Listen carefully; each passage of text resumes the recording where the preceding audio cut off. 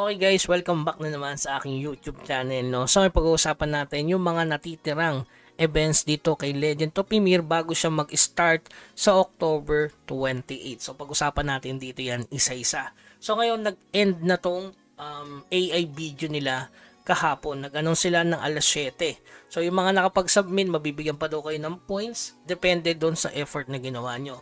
So ako medyo late daw nakapagpasa kahit isang video. Pangalawa, nagsisimula na tong Legend of Ymir. Kinontent na natin to kahapon.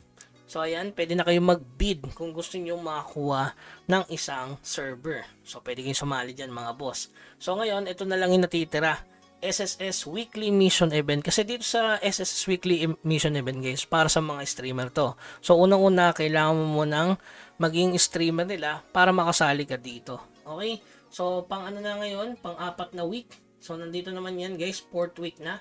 So, ipapasa mo lang dito ang inyong ginawang video. So, dito medyo malaki yung puntos na makukuha mo. Total, halos ano na nakukuha dito, 98,000 points.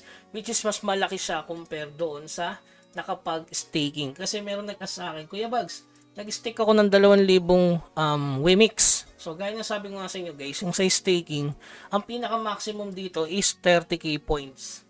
Okay, 30,000 points unless nakapag-invite ka para lumagpas yan sa 30k. Okay, tapos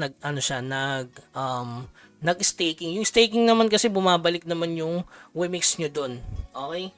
So, okay lang din naman mag-stake kung wala namang kontenga lang ang inyong Wemix. Ito yung nakuha natin sa SSS video at ito yung nakuha natin sa AI video. Tapos dito sa Ymir Cash Point, bumili ako dyan guys para magkaroon ng puntos dito.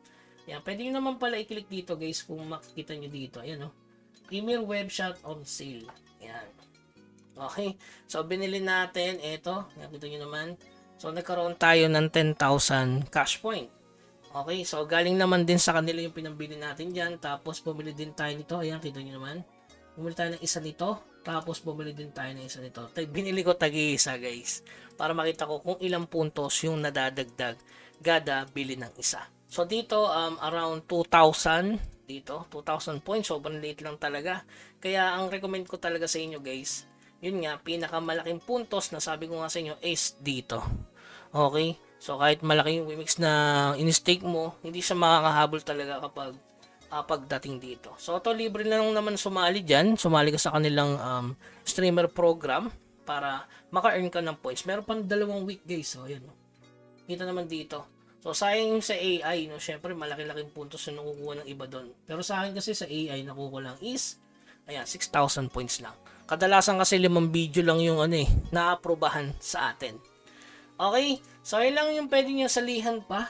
So, kung gusto nyo magkaroon ng cash point agad in-game, ayan, pwede kayong kumuha nito kasi mas discounted to eh. So, kita naman dito guys, na, ayan, nabumali tayo niyan. So, hindi ko sure kung magkakaroon siya ng value. Sana presyo kahit piso isa. Parang nabawi ko. Siyempre, 80 USD lang to. Halimbawa, piso isa, di ba? Mas paldo. Okay? So, yun lamang guys. Keep grinding. Huwag kalimutan mag-subscribe sa ating channel para sa iba pang update regarding dito kay Legend of Ymir. Malapit na mag-start. Hanggang sa muli. Paalam.